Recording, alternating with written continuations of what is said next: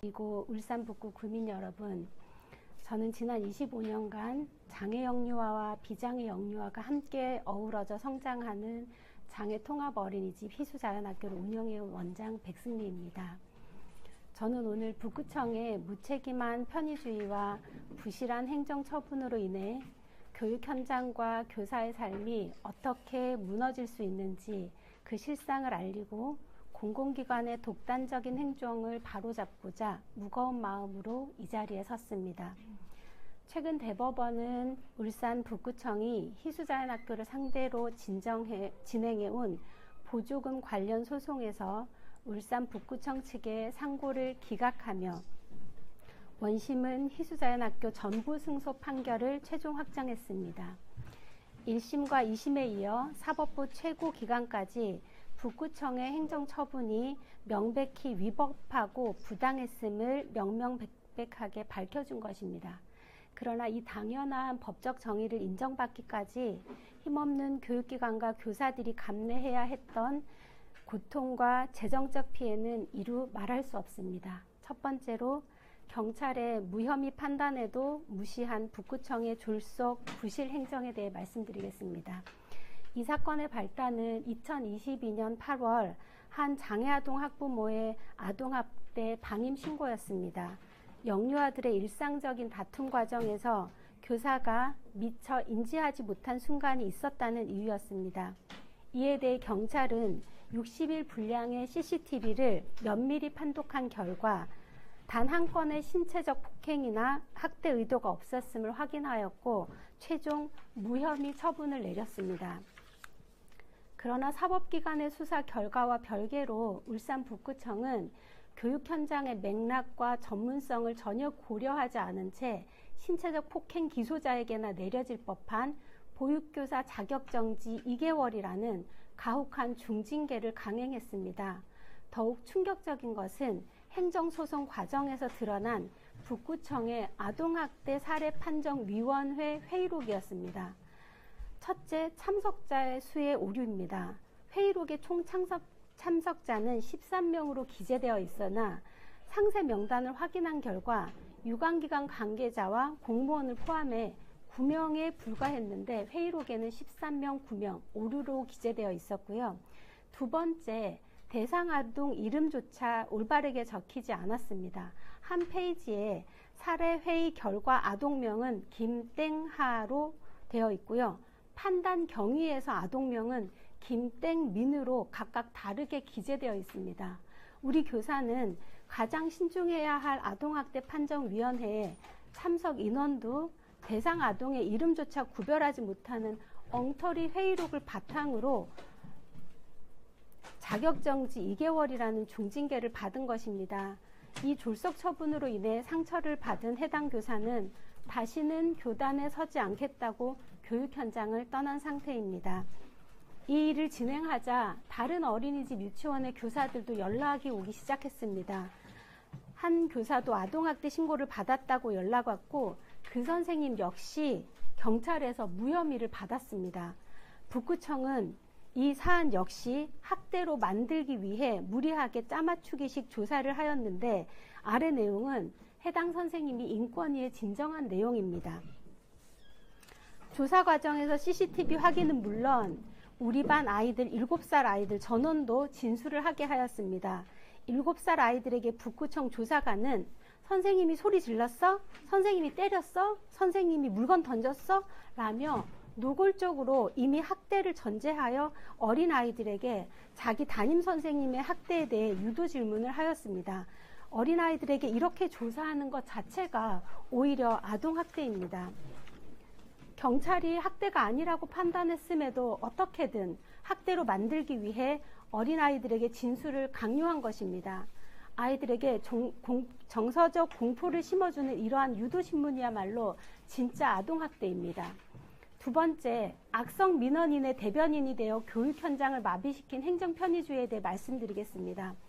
이 학대 신고한 학부모 이외에 그와 연대한 또 다른 학부모가 우리 어린이집에 40여 건의 무차별적 민원을 희수자연학교 상대로 북구청에 넣었습니다.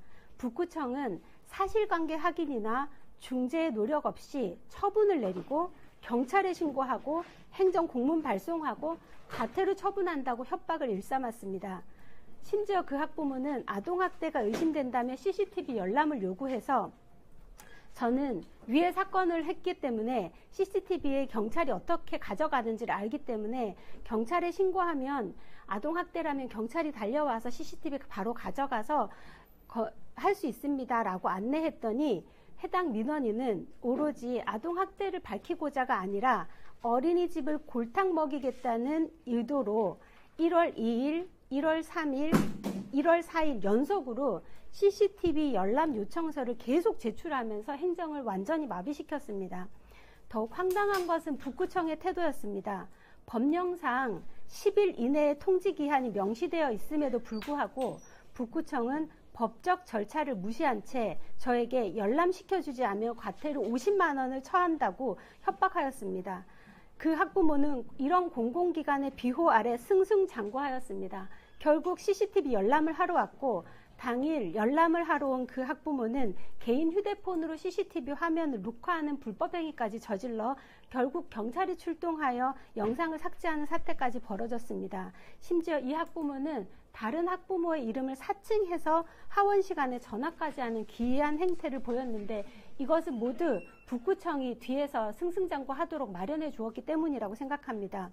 북구청은 최소한의 사실 확인도 없이 이 악성 민원인의 손가발이 되어 움직였습니다. 2022년 하반기부터 시작된 상식 밖의 무차별 표적 감사는 교육 현장을 난도질했습니다. 북구청은 기후변화 연수를 다녀온 것을 두고 어린이집 목적, 교육 목적과 상관없는 연수라고 처분을 내렸습니다. 교육 보고서에 적힌 몽골에서 나무를 심고 환경교육 받은 것을 보며 어린이집과 아무 상관없는 일이라며 비아냥거렸습니다. 기후위기와 ESG는 시대적 흐름에 대한 기본적 개념인데 이조차 무지하고 부끄러운 행정의 극치를 보여주는 것입니다. 희수연학교는 결국 2023년 울산광역시 육아종합지원센터에서 진행한 어린이집 탄소중립 실천 우수사례 공모전에 무려 대상을 수상할 정도로 기후위기에 적극적으로 참여하는 어린이집입니다. 북구청의 처분이 얼마나 무식하고 편협했는지 똑똑히 증명해 보였습니다. 울산 북구청의 논리라면 울산 육아종합지원센터는 교육과 상관없는 공모전을 진행한 셈이 되는 것입니다. 이런 북구청의 행정은 이 외에도 수십 가지입니다. 이런 상식 밖의 전횡을 겪으면서 저는 경찰 조사를 받으러 갈 때마다 신경과에서 처방받은 신경안정제를 처방받고 조사에 임했습니다. 현장 교육자의 인권을 말살하고 악성 민원을 공권력이 동조한 최악의 교권 침해 사례 앞에 우리 운영위원과 학부모들은 결국 북구청장과의 단체 면담을 요청하였으나 이마저도 철저히 외면당했습니다. 결국 저는 무기력하게 당할 수 없어 변호사를 선임하고 외로운 법적 투쟁을 시작했습니다. 세 번째, 국민 혈세는 안중에도 없는가? 책임 회피를 위한 상고 강행. 이거 QR 자료에 보시면 이전 보도 자료가 있습니다. 대법 승소사안인 보조금 산정 문제 역시 행정 편의주의의 극치였습니다. 2심 법원인 부산고등법원은 정상수급분과 오인 가능성이 있는 금액이 혼재되어 있다면 구청이 조사 노력을 통해 이를 특정해야 함에도 전액을 부정수급으로 단정해 처벌하는 것은 위험하다고 준엄하게 질타했습니다. 법원이 원만한 중재안을 제시했습니다. 교사가 수정한 부분에 대해서는 징계를 내리고 그렇지 않은 부분에 대해서는 해제하는 것으로요. 그러나 이마저도 북구청은 단칼에 거부했습니다. 2심까지 패소하자 담당 보육팀장은 의장실에서 저를 만났습니다. 저는 마이너스 통장이 3억으로 이미 꽉 차서 상고에 들어간 550만 원에 달하는 소송 비용조차 낼 돈이 없다. 이제 그만하자고 했으니 보육팀장 뭐라고 했냐면 어차피 계속 이겼으니 이번 소송에서 이기면 이 비용 다 받아내는 거 아니냐 라며 무책임한 태도로 상고를 강행했습니다. 자기 돈이 아니기 때문에 이렇게 할 수 있는 거 아니겠습니까? 자기 돈이 아닌 세금으로 소송하면서 자기들의 책임 회피를 위해 국민의 소중한 세금을 장난하듯 쉽게 쓰는 것에 대해 분노하지 않을 수 없었습니다. 결국 대법원의 상고가 기각되며 북구청은 완전 패소했습니다. 소송 남발로 한 인간의 삶을 파탄내고 교육 현장을 황폐했다면 지금이라도 잘못을 인정하고 사죄하는 것이 마땅합니다. 3년간의 소송에서 팀장이 여러 번 바뀌었지만 이들의 행동은 변화가 없었습니다. 저는 이 부당한 처분에 맞서기 위해 수천만 원의 소송 비용을 부담해야 했고 100명이 더 아동들은 원의 이미지 실추와 아동들의 연속 퇴소로 지금 현재 39명입니다. 엄청난 재정적 손실을 입었고 전 18년 전 사별한 후 한부모 가정으로 생계를 책임져야 하는 상황에 현재 3억의 채무를 지고 하루하루 버티고 있습니다. 그럼에도 불구하고 북구청은 대법원 최종 판결이 4월 3일 내려진 이후 소송 비용과 과태료, 이자 반환에 대해 예산 편성이 되지 않았다 집행을 미루고 있습니다. 자신들의 소송을 위한 변호사 비용은 예산에도 없었으면서 2주 만에 상고를 하면서 예산을 집행하고 부당한 행정의 피해자에게 줄 돈은 예산이 없다고 발뺌하는 아나무인식 행정을 강력히 규탄합니다. 마지막 요구사항입니다. 제가 이 모진 풍파에도 무너지지 않고 버틸 수 있었던 것은 그래도 저를 믿어주신 학부모님들과 운영위원들 그리고 10년이 넘는 세월 동안 변함없이 원을 지켜준 헌신적인 교사들이 있었기 때문입니다. 그러나 지금 이 순간에도 여기 제가 간다고 하니까 원장님들이 연락이 많이 와서 우시더라고요. 수많은 원장님들이 악성 민원인의 갑질에 북구청이 부흥에 칼춤추는 북구청의 그 무자비한 처분 앞에 무기력하게 교육직을 포기하고 있습니다. 행정 편의주의라는 이름 아래 자행되는 관의 갑질이 교육기관 어떻게 무너뜨리는지 그리고 그 피해가 고스란히 우리 아이들에게 어떻게 돌아가는지 살펴야 한다고 생각합니다. 전 이게 마지막이 아닙니다. 현장의 국권이 제대로 서는 날까지 멈추지 않을 것이고 북구청은 다음 요구사항을 즉각 이행하십시오.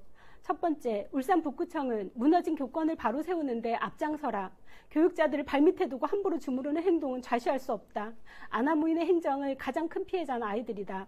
두 번째, 울산 북구청장은 근거 없는 악성 민원을 동조하여 부당한 처분을 남발하고 신성한 교육 현장과 교권을 유린한 졸속 행정에 대해 희수자학교와 북구의 교육자들에게 즉각 머리 숙여 사죄하고 법원의 최종 판결에 따른 각종 반환금, 원금 약 4천만 원, 이자 300만 원, 소송 비용 2천만 원을 예산 핑계 대지 말고 신속히 지급하라.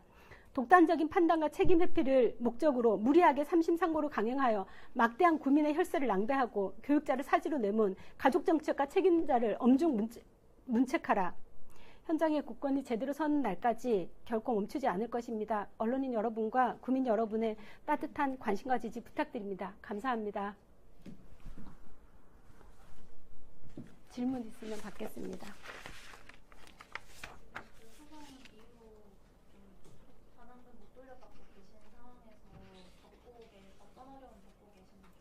지금 소송 비용 총 저희가 북구청이 저희한테 줘야 하는 돈이 6천만 원 정도 되더라고요. 연관해서 시청에다가도 또 소송을 했기 때문에 제가 소송 비용으로 거의 한 1억 정도 이렇게 한 상황에서 아직은 한 푼도 돌려받지 못하는 상황입니다. 네, 저는 지금 현재 아이들이 다 빠져나가서 저는 아르바이트를 해야 할 정도로 밖에서 이제 다른 일을 해야 할 정도로 어린이집에서 월급을 나오기 힘든 상황입니다. 필요하시면 지금 현재 그 엉터리 회의록과 그 2심 판결문이 여기 앞에 있으니까 사진 촬영하셔도 될 것 같습니다. 또 궁금하신 사항 있을까요? 네, 별개입니다. 아동학대는 네, 아동학대는 저는 아동학대가 아니기 때문에 저는 열애로 나왔는데 우리 선생님이 소송을 진행했는데 행심에서 2개월이 과하다 처분해서 1개월로 낮춰줬고요. 다시 소송을 했고 소송했는데 1심이 유지가 됐어요. 1심에서 유지가 됐는데 선생님이 더 이상 자기는 하지 않겠다 하고 소송을 포기해서 거기서 멈췄습니다. 네. 홍시윤 기자라고 합니다. 네. 다른 건 아니고 그때 이제 23년도 측에 네. 최종 이제 보조금 소송 관련해서 보조금 문제 관련해서 행정처분이 나왔을 때 네. 당시 행정처분 수위가 좀 어떻게 됐는지? 네, 행정처분은 저는 제가 이런 일을 저도 처음 겪었는데 3개월 영업정지 처분에 해당하는 거라고 하더라고요. 그래서 3개월 영업정지면 아이들을 돌볼 수 없는 상황이어서 저희 학부모님들이 그러면 우리는 어떻게 하라는 거야 하고 100명이었으니까 100명의 아이들을 흩을 수가 없으니까 북구청은 3개월 영업정지에 상응하는 것으로 과태료 2천만 원을 저에게 얘기해서 다시 그거 불복하고 행정심판, 행정소송까지 가서 최종 승소한 상태입니다. 언제부터 시작했어요? 보조금 관련해서? 2022년 8월에 민원이 들어갔고요. 그리고 그때부터 쭉 해서 2026년 4월 3일에 최종 승소했습니다. 그 교단을 떠난 교사분은요, 그 정신적 충격 이런 것 때문에 그만두고. 네, 더 이상 교사를 하고 싶지 않다고 하셨습니다. 제가 이거 하면서 다른 교사들의 연락도 되게 많이 받았는데, 그래도 저는 싸우겠다라고 다짐하고 싸운 사람이고요.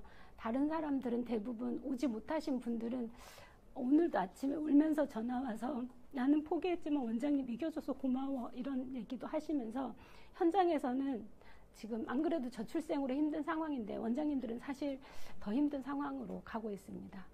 네.